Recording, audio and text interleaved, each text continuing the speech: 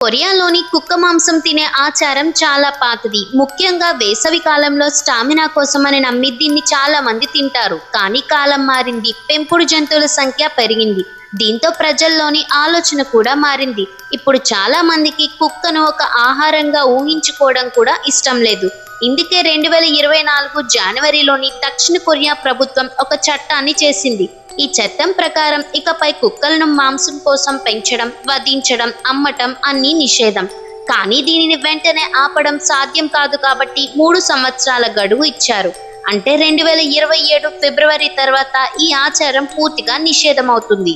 అయితే ఇలా కుక్కలను పెంచే రైతులకు ప్రభుత్వం కొంత పరిహారం కూడా ఇస్తుంది. ఒక్కో కుక్కకు కొన్ని వేల వాన్లను ఇవ్వాలని నిర్ణయించింది. దక్షిణ కొరియా పరిస్థితి ఇది అయితే ఇక ఉత్తర కొరియాలో మాత్రం పరిస్థితి వేరుగా ఉంటుంది. అక్కడ ఇప్పటికీ కుక్క మాంసాన్ని ప్రత్యేక వంటకం లాగా చూసుకుంటారు. కొన్ని చోట్ల ప్రభుత్వ అనుమతితోనే డాగ్ మీట్ రెస్టారెంట్లు కూడా నడుస్తున్నాయి.